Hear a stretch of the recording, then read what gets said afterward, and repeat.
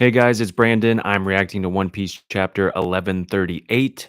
As always, I'm super excited to get into this one. I hate to break it to you guys, but I don't think that Kaido, his dad, is King Harold. I need a satisfying explanation as to why King Harold would just abandon his son in Vodka Kingdom. I don't know, but let's get into the chapter.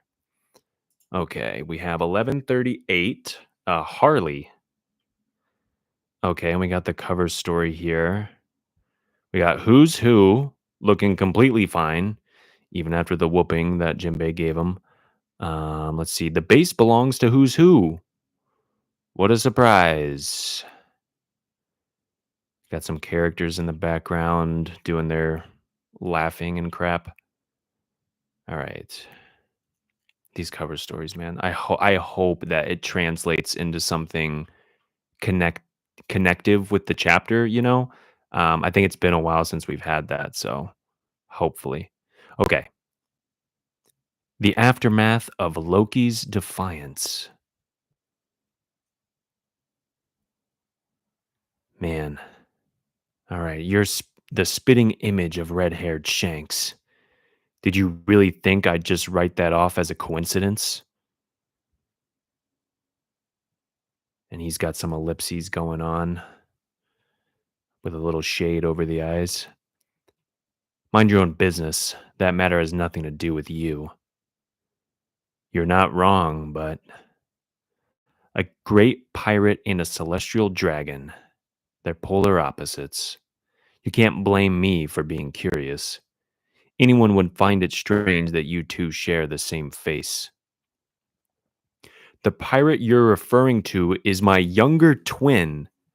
He went astray. Okay. The younger twin. All right, we're playing with semantics here from Sham. At one point he did return to the Holy Land, but it seems he grew too attached to the filthy world of the surface. So does that confirm that what chapter was it? Whichever one of them went to go meet with the Gorosei to talk about that pirate? Yeah, you know what? Yeah, because why would Sham talk to them about a pirate? Like, why would he care? I feel like it's been staring at us in the face the whole time. Why would Shamrock care about a certain pirate, and why would he feel the need to go out of his way, possibly, since he's probably in the Holy Land, to go talk to the Gorosei about that pirate? He returned? I see. It's funny how he ended up hating both of you brothers. Wait.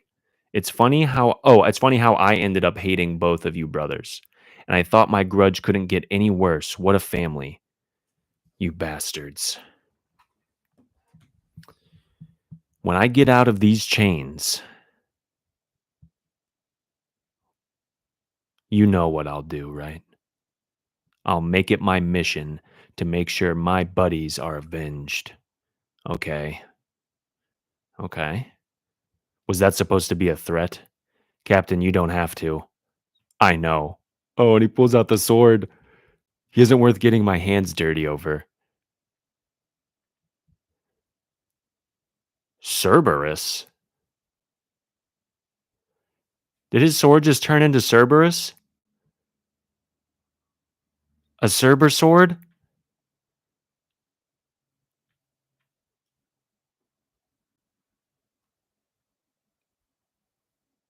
What the hell is going on?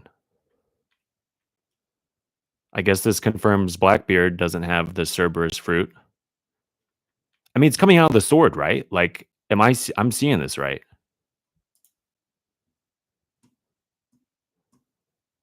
Yeah, his sword has the power. What's up, Shade dude? How you doing? Good to see you, man.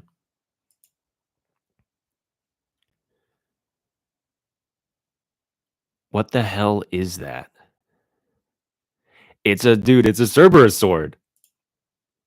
It's my biting blade. What's with this creepy thing? Dude, that I'm on the page right now where like the dogs have the swords coming out of their mouth. Dude, this looks insane.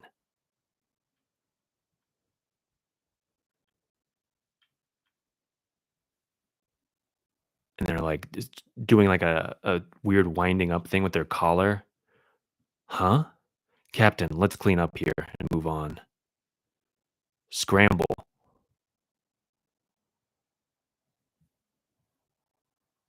Okay. Scramble, shamble. Dude, this is crazy. And then she just made like a bandage, like a bird out of the bandages. Heal. And then he just returns. Feel free to hunt me down anytime. I'll face you then, assuming you survive this. Hey, hey, you've got to be kidding me. Oh, wait. No, he didn't return the. Wait. Cerberus is still there. No way. If that thing gets me. Those celestial bastards. Damn it all. Oh, man. And he gets pierced by all three blades, it looks like. Dude, this power is crazy. I mean, I don't know how it's going to hold up against someone who's not tied up, but it still looks insane. Total subjugation isn't feasible now. Let's start by taking their children hostage. We'll need an extra person. Understood. Who shall I call? In the Oest Castle or Quest Castle? I'm telling you, it was red haired. Liar. Shanks would never attack for no reason. I see. I knew that these would probably be the giants from last chapter. Or the chapter before, I forget. It's the truth. I saw him with my own eyes. Red Hair has visited Elbaf many times. I recognized him. But I know Shanks. He's a super cool guy. Maybe it was just someone who looked like him. It was shocking. We were wondering what he was doing in the castle. He just left Elbaf recently, right? Wouldn't it be weird for him to come right back just to skulk around? Dude, I am loving like Zoro the past few chapters. Like he's just been so thoughtful. The Holy Knights are using their powers to its full extent. Yeah, and we haven't even seen all of them. So, man, it's gonna be crazy. I don't know who they're gonna face off against, whether it's like the Revolutionary Army or the Straw Hats, maybe a bit of both. I don't know. I would also love to see the Marines, at least some of them, like Smoker, Fujitora, Kobe, obviously, kind of challenge their own hierarchy, like if that makes sense. Um, but anyway, if you're telling the truth, there's no way it could be Shanks. Shanks is always calm and laid back. Him doing something like this just doesn't add up. You really have faith in him, huh? You betcha, Nami. It'd tick you off just as much if someone badmouthed Bellamy or Bellamere or Telomere. It's Bellamere-san. So it was a look-alike. That or a brother, maybe. Shanks' brother? Well, if he has one, he'd probably be a nice guy too. But honestly, he never talked about his family. I heard that he was raised on a pirate ship from when he was little. I figure Roger and Rayleigh were his real family. Their whole crew.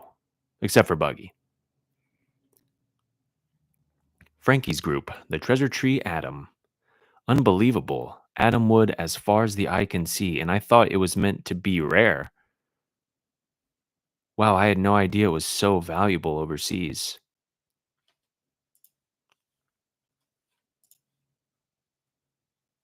Maybe I should start selling some on the side. Look at her picking up Frankie like he's a little action figure. Weren't you sent here to keep an eye on me? Saul seemed pretty strict about it. He was all like, "It's a sacred tree, bucko. Don't go cutting it down now, you hear?" You sound just like him. Still, I guess stealing from under the noses of giants is a tall order. You're right. Buggy is the real brother.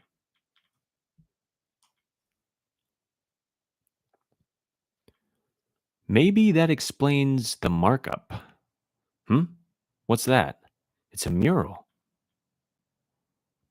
It's graffiti from eons ago. Some kids probably etched it right into the bark and it got fossilized.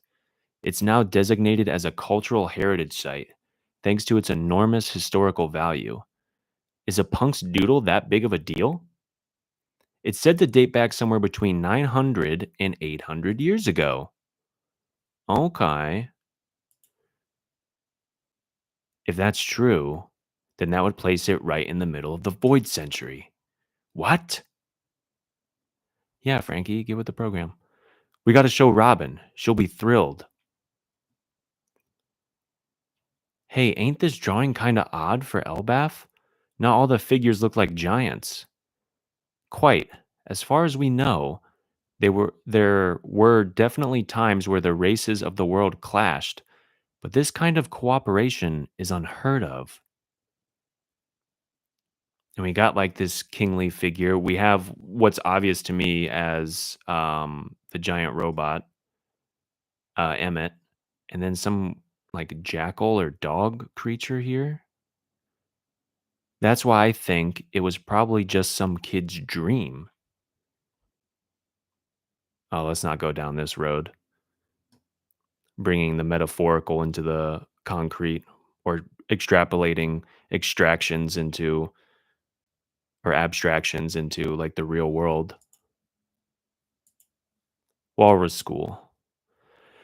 Class is in session, everyone. Listen up. Okay, is that it? All right. Owl Library. So this is the Harley. Yep. Whoa, it's so big and old. This pretty tome here preserved many of the rich myths and legends of Elbaf, although it spawned countless interpretations too. Oh, it's Chopper saying, whoa, it's so big and old. And then he says, bwah, giant dust. I know someone who would absolutely love this little doodle of Chopper. That's why all the warriors on Elbaf believe in very different versions of the sun god. Ain't that the funniest thing you ever heard? May I read it? We got the giants still celebrating here. Of course, the narrative is split into three distinct sections. It's said that the third world refers to the present day, meaning it's a type of prophecy. Mind you, legends of Nika have spread silently all over the world. The only thing they all have in common is that he appears with a booming laugh to this beat. And we got Saul doing the beat. I'll read I'll read aloud then. The first world, the earth burned in endless flame in the hearts of men, burned with desire. From whispered prayers, the sun god rose, beckoned by the enslaved who reached for the forbidden star. The god of the land was enraged. With a serpent of fire, they cast the world into ruin. Darkness fell, death reigned. They would not meet again. In the second world, a breath stirred in the abyss. The god of the forest wove their magic, nurturing its devils while the sun lit the embers of war. Those of the half crescent and full moons dreamed, yet the ones who slew the sun deified themselves, sorry, evoking the wrath of the sea god. They would not meet again. In the third world, chaos reigns, the world drifts in a void, yet time does not erase the memory of the promised day. Its shadow looms as the voice of the half moon echoes through the ages, and once more the sun god shall rise, laughing, dancing, guiding the world to its final act. The sun is reborn, a new dawn will break. Surely this time they will meet. Damn! A deep mythology unveiled. This is a crazy mural. This is insane, dude. It is greatness. First of all, like we don't get enough of Oda like getting in his bag with this like narrative, like this, it's like okay, Luffy's angry or hungry or wants to go on an adventure, right? Like Chopper's doing his thing, Chopper's doctoring, Sanji is, cooking, whatever. But then he hits us with like this great, like this beautiful prose and the art. Like the art too is insane. This is so cool. There's so much stuff going on here. We have the sun god, the god of the land was enraged. And then we go to the god of the forest, which I'm not sure is the same as the god of the land, because I don't think the god of the forest would shoot a giant fiery serpent and like burn the forest down.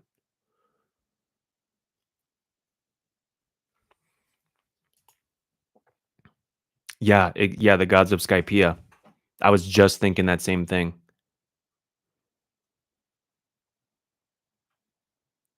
Yeah. And assuming like these figures that are shaded more darkly here, like in the left, right, and center, are the different gods here. What were the so in Skypiea, it was the god of the forest and um the sun god, right? And then what was the third one?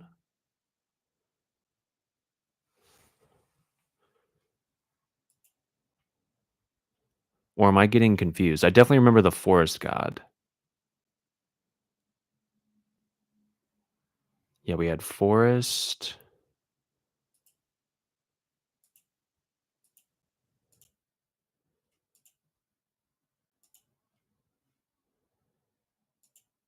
Hold on, let me double check. I have to like hold my mic because my mic stand is effed up.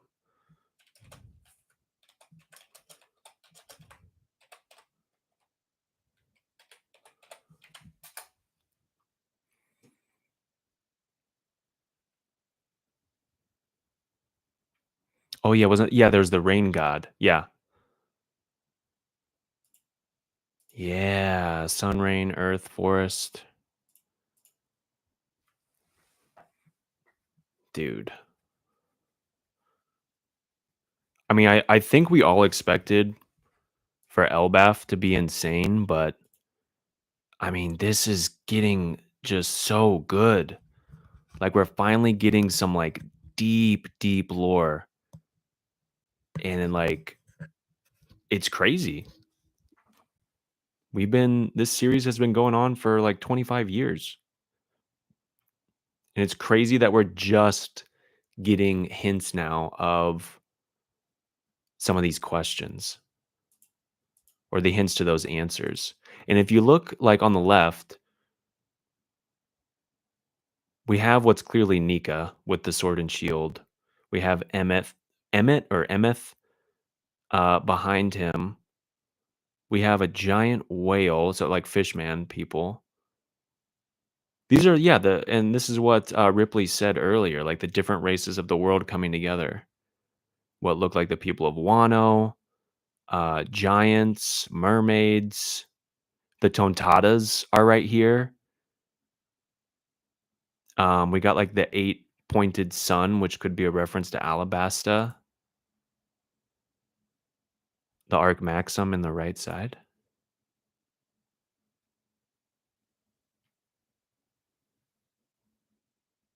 Oh, like between like the dragon and like the serpent. Well, because it's got like that lightning bolt shooting from what looks to be a lightning bolt shooting from underneath of it. Dude, wait. If that's if that's the Arc Maxim, that could infer or imply so many different things. Like that the Arc Maxim was used before. Cause did NL ever tell us where those blueprints came from? Like how he knew exactly how to build the Arc Maxim?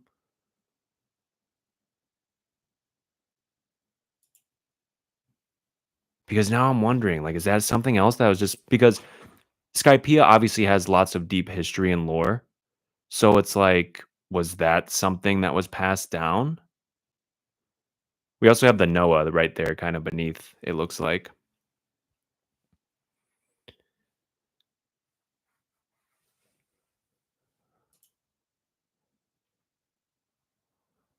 Dude, I think yeah, I think Enel needs to come back. Well, maybe he doesn't need to, but I feel like it makes sense. Because I don't know, I think it was Randy Troy who brought this up, and I think it makes perfect sense. Oda wanted to end the series in 5 years, right? So, you would imagine that all the characters he set up at the beginning were ones that he planned on having kinda towards the end. So, I feel like Enel's gotta be one of those characters, man. Especially with the cover story of him and the little automata and its relation to, the winged people coming from the moon to the blue sea or to the planet.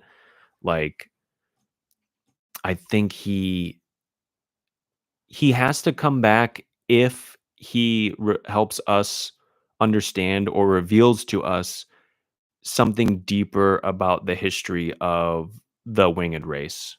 I think he could be a really good catalyst for reintroducing us to them and, yeah, just revealing more lore about what's happening in relation to them and, like, why the Arc Maxim is in this freaking mural.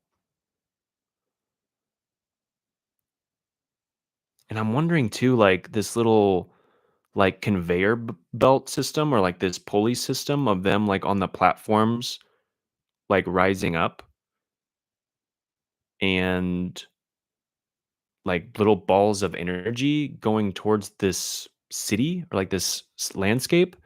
I mean, I know Vegapunk had mentioned that the Void Century or the Ancient Kingdom contained technology beyond what they can do even now. So I wonder if that's like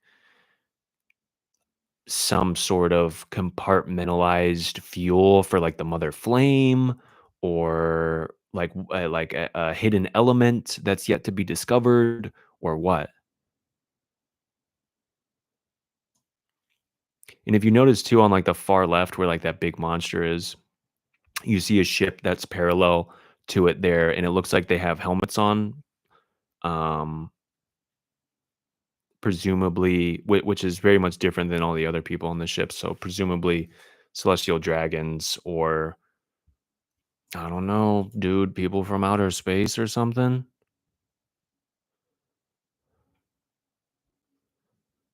Dude, this is crazy. Again, I mean, the art's amazing, the prose is really beautiful. I mean, this first world, second world, third world, stuff is very reminiscent of, like, epic fantasy writing, which is just amazing, I love it.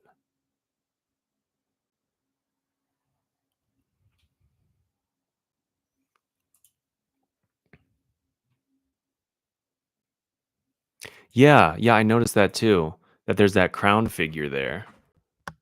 Or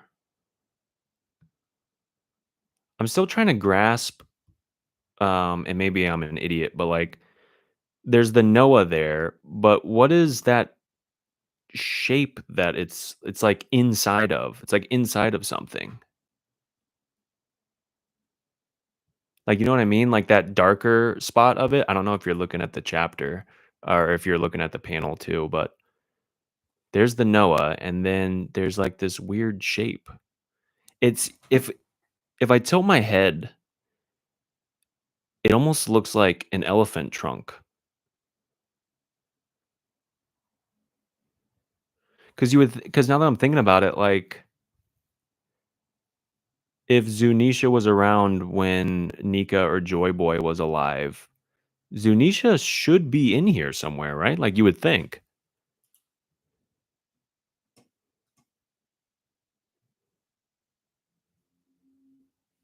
Yeah, it could helping Emu could have been Zunisha's crime, But I feel like if Zunisha did, it had to have been some misguided, misled form of trickery or some kind. Because I just refuse to believe that Zunisha did something terrible or evil or against the common good on purpose. Like, if I think we would have to get a pretty good explanation for why Zunisha would have helped email.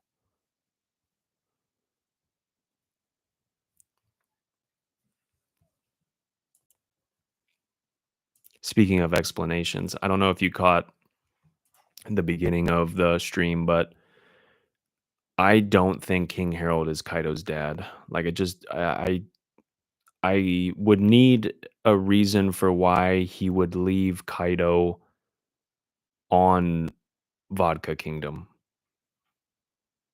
but yet, excuse me, but yet raise Haruden. Like, if it had something to do with Kaido's mom being from Vodka or something, or from a different country or whatever, then why would he why would he judge that, excuse me, but not judge like Howardin's like mother or something? Yeah. I think people are just jumping the gun because like King Harold looks like Kaido. And it's like, dude, Oda screws with us all the time. I mean, the only thing in recent memory that I can think of where the obvious thing was the actual right answer was when Komarasaki turned out to be Hiyori. Like, we were all like, it's so obvious that Oda for sure won't, that there's no way, right? It's so obvious that they're the same person, that what kind of reveal would it be? And I feel like he does that very rarely, where he just makes it like the odd that he very rarely invokes Occam's razor, where the most logical answer is the correct one. Like, he always surprises us. I like the looks of both, but I don't subscribe to it. Yeah, like, as I'm fine with Harold being his dad as long as we get, it doesn't have to be lengthy, but as long as we get a solid explanation as to why Kaido was left, why he was abandoned, basically.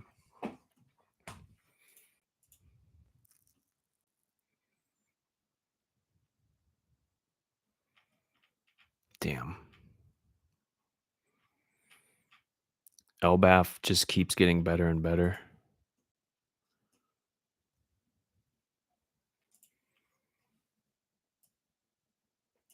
I wonder, I mean, obviously Frankie needs to bring Robin here like right now. Like, they need to bring everybody actually needs to know this, not just Robin, but Robin especially.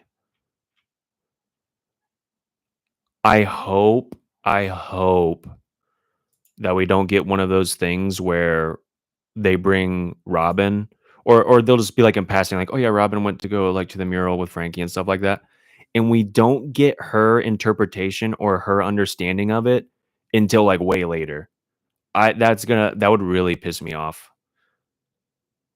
Because I mean, I'm so scared ever since the time skip where Robin spent 2 years with Luffy's dad and then didn't bring it up once. You know what I mean? So now every time like deep information is brought into the chapter and Robin's around to like absorb it, it's like, okay, well, tell us what you think. Like, what does it all mean? What do you think it means, Robin? I don't know. I'm scared about it. Also, these like skyscrapers here too, just it's obviously very reminiscent of the real world. Like, if we're thinking about, the future city of Egghead, none of the buildings looked like that. Like, sure, the buildings were tall. They could be considered Egghead skyscrapers, but they didn't look like this. Like, these look like skyscrapers straight from New York. I wonder if yeah, we do have a chapter next week, dude. That the no break is always the MVP. I'm just wondering, like, if Oda is gonna pull a wheel of time and basically tell us that the One Piece world is a post-apocalyptic version of the real world, which could be done in a way that is satisfying. I mean, I don't think there's bad ideas in stories, there's only bad executions. A bad writer can't make a good idea work, but a good writer can make any idea work.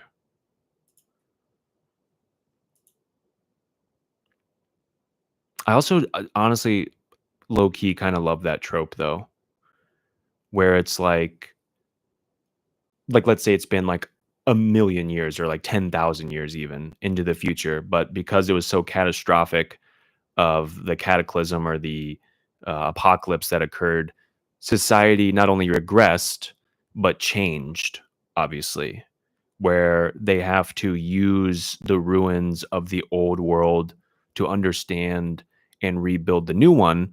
And obviously, when that happens, it's not going to look like the old one because information dies out, books are destroyed. Stone with carvings erodes, except for the poneglyphs. But you know what I mean.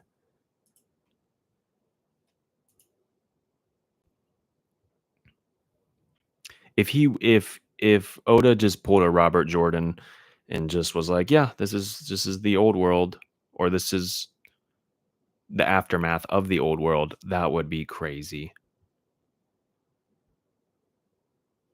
He can make anything make sense if he puts in the effort.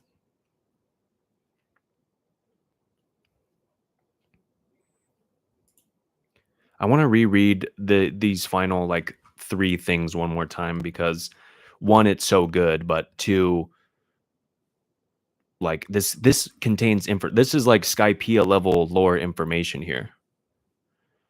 So in the first world, the earth burned in endless flame, and in the hearts of men burned with desire.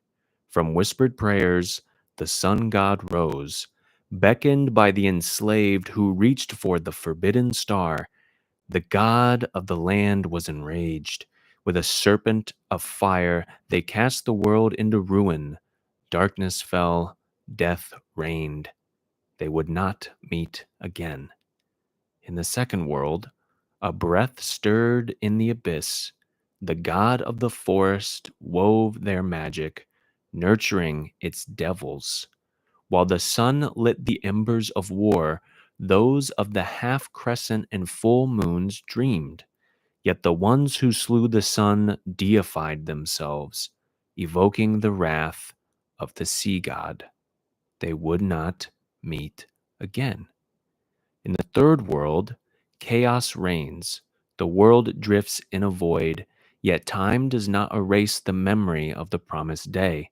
Its shadow looms as the voice of the half moon echoes through the ages, and once more the sun god shall rise, laughing, dancing, guiding the world to its final act. The sun is reborn, a new dawn will break.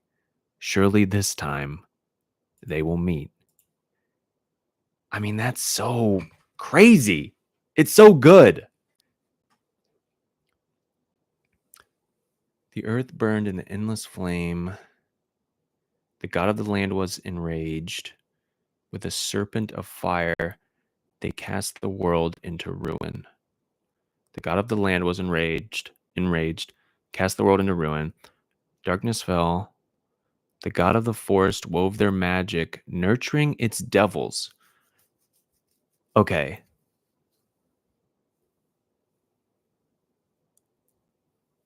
So there's this seemingly eternal conflict between the sun and the land. And for right now, just for like brainstorming purposes, let's say that Emu is the land. Let's say Emu, I might backtrack on this, but let's just say Emu is the land, Mother Nature, land, nature, whatever.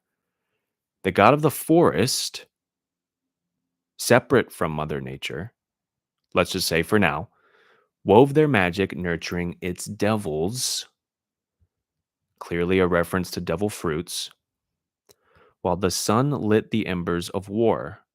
those of the half crescent and full moons dreamed. Again, clearly a callback or a reference to the Kozuki clan, the people who shared those ideals, the other races, right? Yet the ones who slew the sun deified themselves, evoking the wrath of the sea god. Now, I think it's easy to be like, well, Imu is the sea god, Imu, Umi, right? But I don't know. I mean, I think that on paper that makes the most sense. But if Imu is the sea, why did the land, the god of the land, start this war first? If Emu isn't the foundation of this conflict, then who is? So that's where I'm a little hesitant.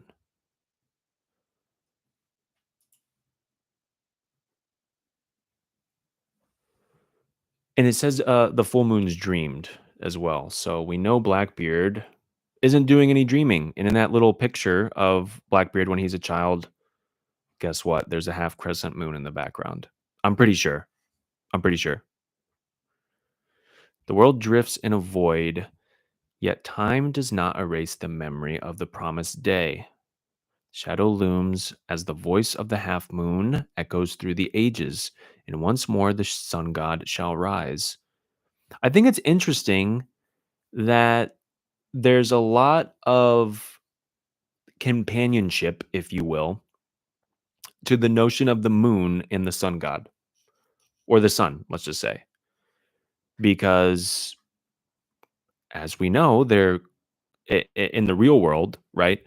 They're represented as two different things. I mean, not just in physicality, but in lore of like the night, brings death and danger. It could bring solitude or calmness or quiet or frost, cold. And the sun is, life, is warmth, is heat, is nutrition or nurturement. So why? Why is the sun and the moon being paralleled so heavily in the story? If Luffy is the sun god and the people of the moon, let's say the Kozuki clan or the ancient clans are waiting for Lunarians as well are waiting for the sun god, why?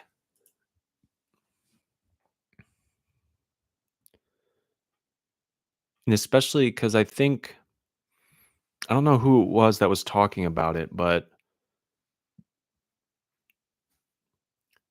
they were referring to the Gorsei and their relationship with the planets. But who was the moon? Like, was Emu going to be the moon? Is Blackbeard supposed to represent the moon? How can we justify having ancient clans who are moon adjacent or affiliated with, but yet have a celestial dragon or an evil person of power also be a avatar or a parallel to the moon as well? I mean, I don't know. I'm just curious.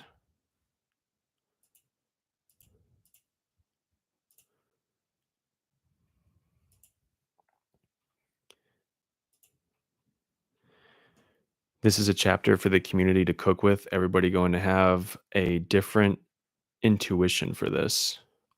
For sure. I can't wait to see what people are gonna say.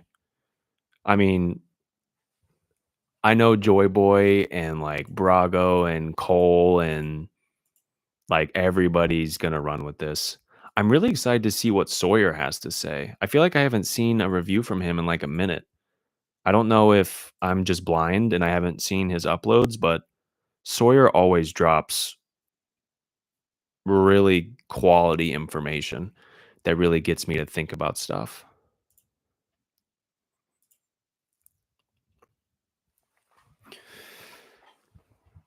Man, it's hype. Shade, I think I have to get out of here though. I have to wrap up the stream because I got someplace I gotta be. So I appreciate you pulling through, man. Like seriously, it means a lot. And everybody that tuned in to the stream for however long they did, it was really awesome. It was awesome to talk with you, Shade. Um, it was sweet. You too, man. Take care. I'm gonna try to get a review out here pretty soon. Probably reiterating a lot of stuff that I said here, but in a more succinct way. But yeah, dude, thanks again. I'll catch you later. I'll catch everyone else later, and peace.